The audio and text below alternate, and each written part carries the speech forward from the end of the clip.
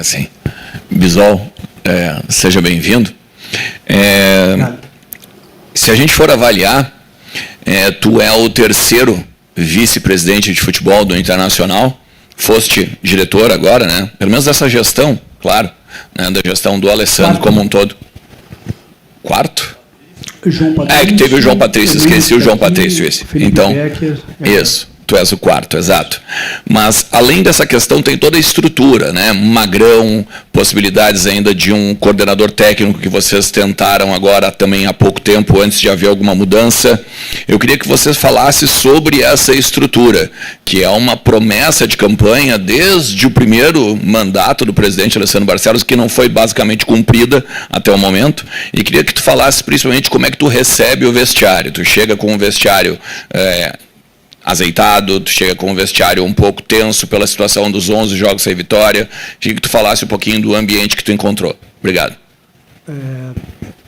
Com relação à estrutura, eu posso falar um pouco porque estava na condição de diretor de futebol no último semestre e participei daquele debate quando houve as mudanças na parte executiva.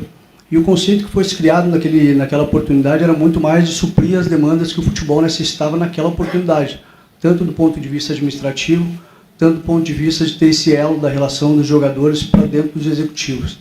E nós entendíamos que aquelas pessoas que tinham naquele momento conseguiam fazer tudo isso. A minha preocupação maior enquanto diretor naquele momento, e será agora, é entender se as demandas do futebol elas conseguem ser supridas por todas as pessoas que estão lá hoje. Se nós eventualmente entender que a gente falta braço no futebol para contemplar todas as questões que nos absorvem diariamente, sim, nós estamos dispostos a fazer mudanças e alterações no nosso organograma sem nenhum problema. É uma avaliação constante, tá? A gente tem a capacidade de fazer avaliações diárias, fazer autocríticas e, sem nenhuma dúvida, fazer mudanças se isso for necessário. Com relação ao ambiente, eu fui recebido muito bem, afinal de contas, eu repito, estava aqui, já conhecia boa parte do plantel, embora eu tenha saído em dezembro, participei de todo o processo ali de organização e planejamento para este ano com os novos jogadores, embora não tinha tido contato com eles, então a gente tinha contato muito mais nas planilhas, vamos dizer assim, e nas análises que a gente tinha feito internamente, e vejo um ambiente muito propositivo, embora o momento que a gente está vivendo. Entendi também que o ambiente que a gente está vivendo neste momento é assimilado por todos, preocupados por todos, e todos entendendo a necessidade de dar o seu melhor e virar essa página aqui, olhando para frente no campeonato. E Bisol, para virar essa página, o Inter está no mercado buscando reforços.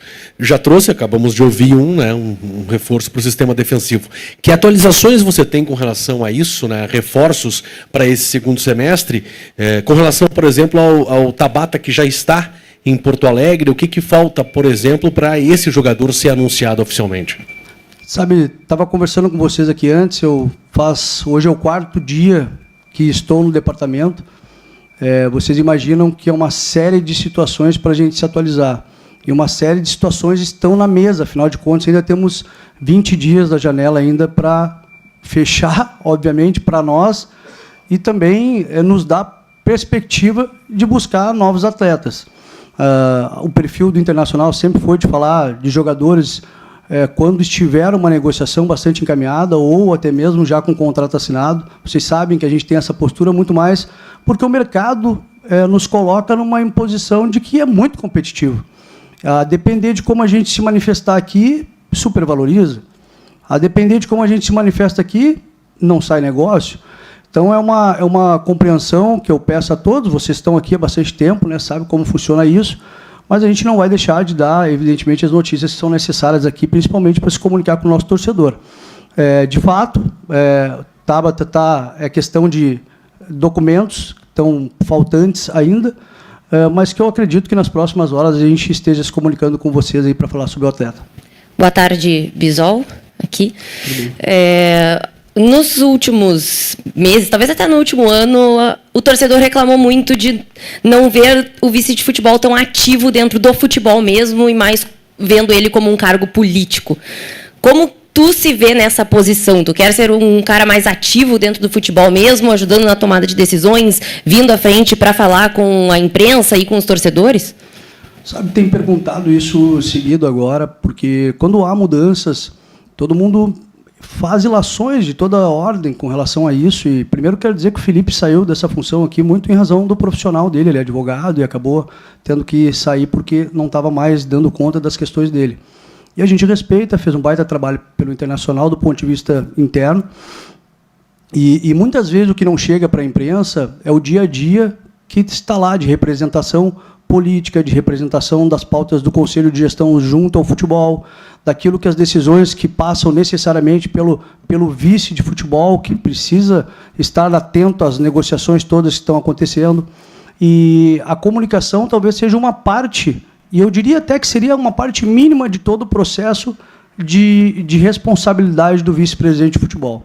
É óbvio que quando a gente olha para trás e a gente tem uma oportunidade de fazer um pouco melhor, e fazendo a autocrítica e olhando e verificando a análise externa com relação ao departamento, a gente quer sim melhorar, sem nenhuma dúvida, de querer fazer uma comunicação muito mais transparente, e não que nunca foi uma comunicação transparente, mas uma comunicação de jogo aberto, de peito aberto, que a gente possa se comunicar com o sócio, e, por óbvio, terá momentos que não podemos falar, de pautas que são estratégicas para o clube. E isso é do jogo, todos nós sabemos. E se a gente puder, dessa forma, ter essa franqueza com todos os nossos sócios, torcedores, eu tenho tranquilidade que a compreensão também, e as pautas que saem para fora, que por vezes são muito caras para nós, talvez pela nossa ausência também de fala aqui, nos gera uma série de menos dor de cabeça. Menos dor de cabeça porque, por vezes, a gente tem que estar perdendo energia aqui para estar discutindo situações que impactam no nosso dia, do jogo, repito, mas que nos impacta e a gente precisa parar, pausar e vamos responder, não vamos responder, e isso gera uma série de repercussões.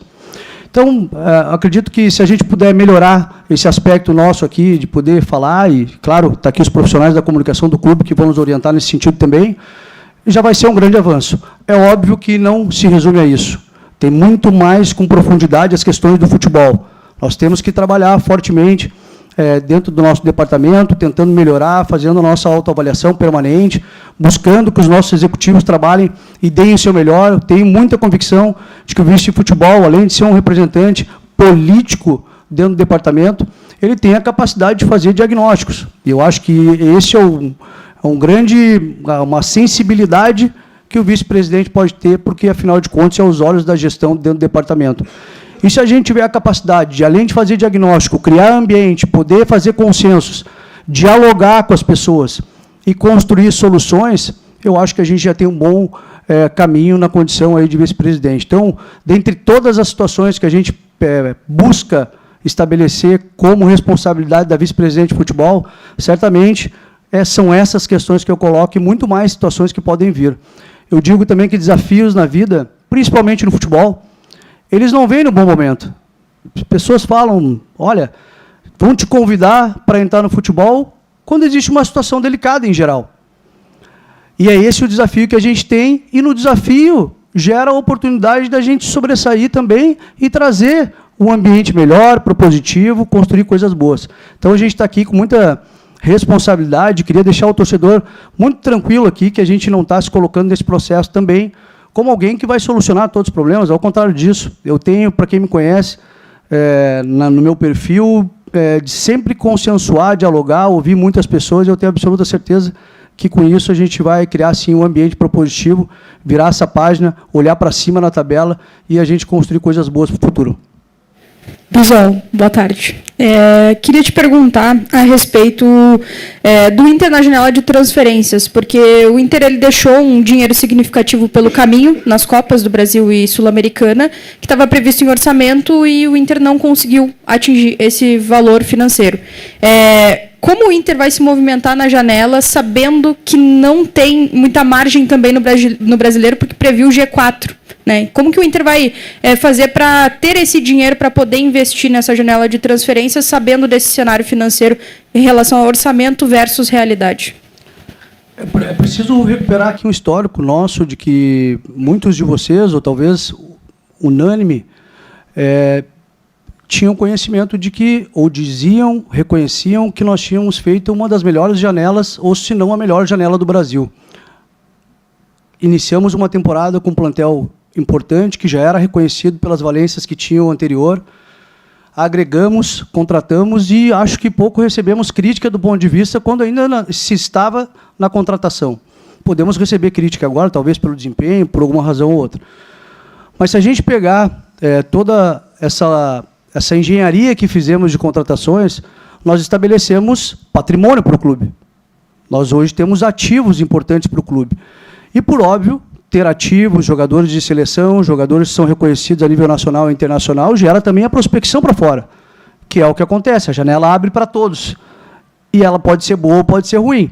Por óbvio, vai acontecer aliciamento de alguns jogadores.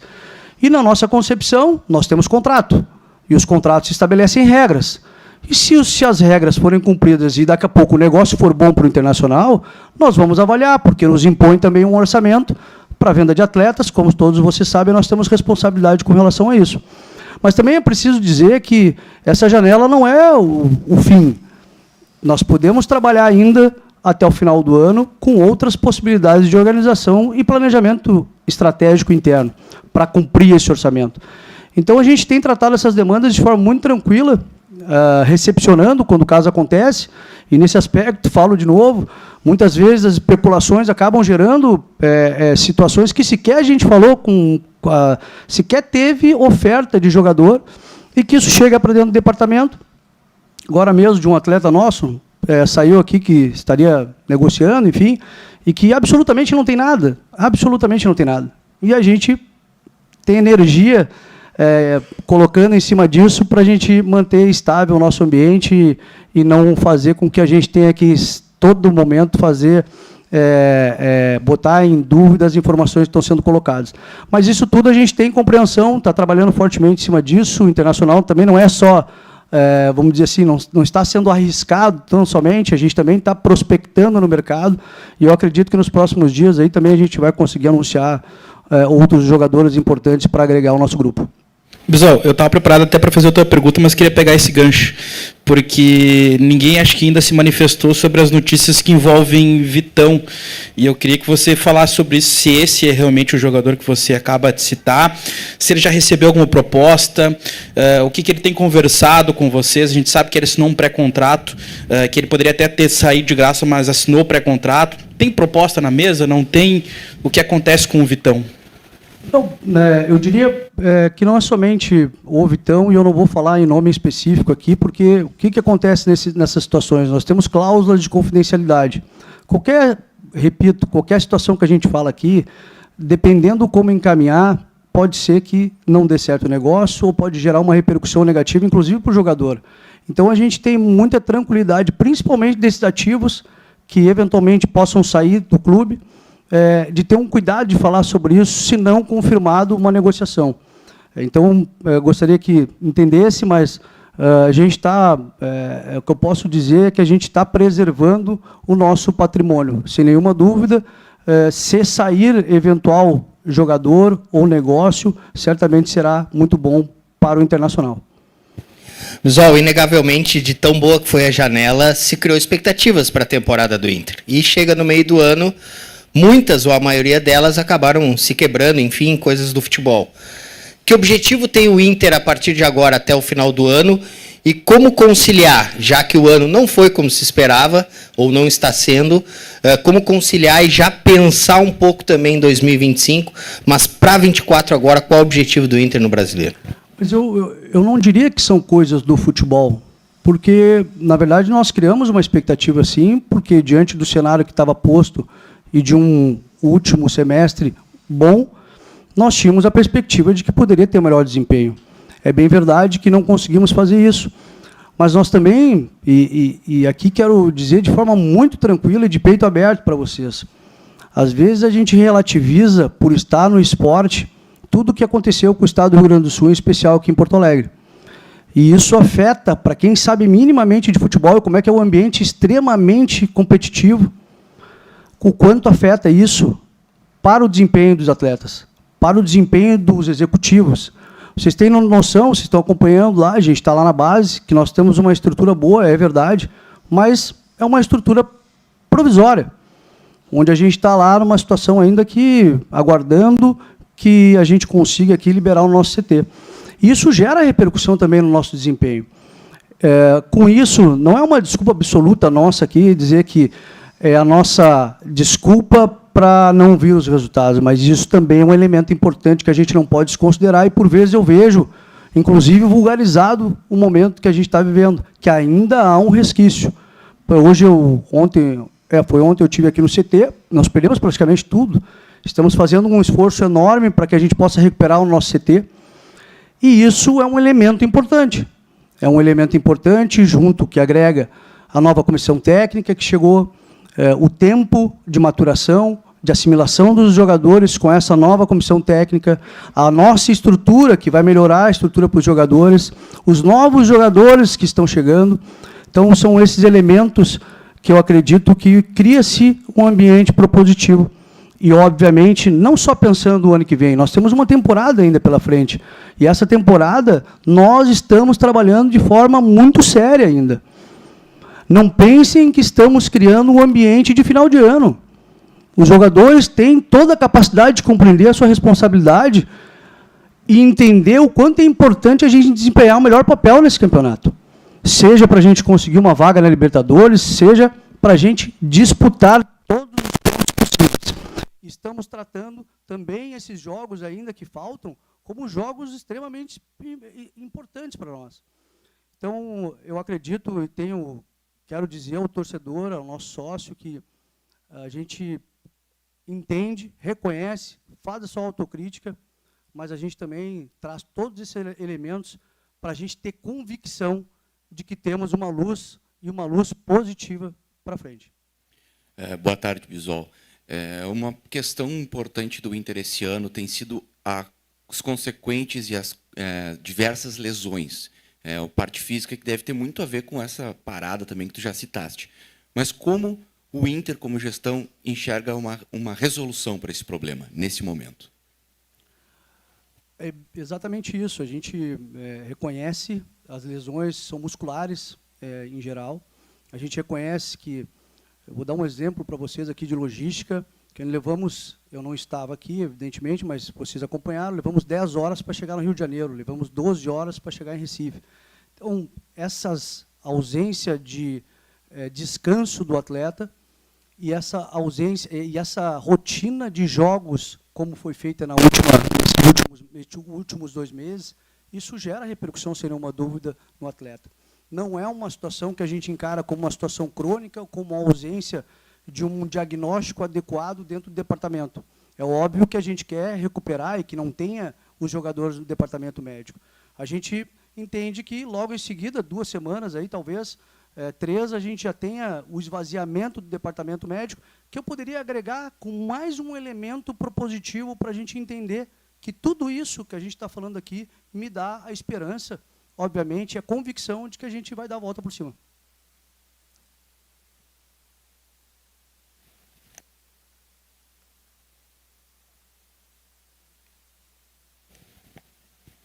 Agora foi. Tudo bem? Boa tarde. Boa tarde. Tu citou em mais de uma resposta a qualidade do elenco do Inter e a primeira janela que foi feita no ano, que de fato todo mundo elogiou como uma das principais do país. Só que também é inegável que o elenco enfraqueceu. Por exemplo, o Alan Patrick, que é um dos principais jogadores do elenco, está no departamento médico e tem mais 1 mês e meio de recuperação.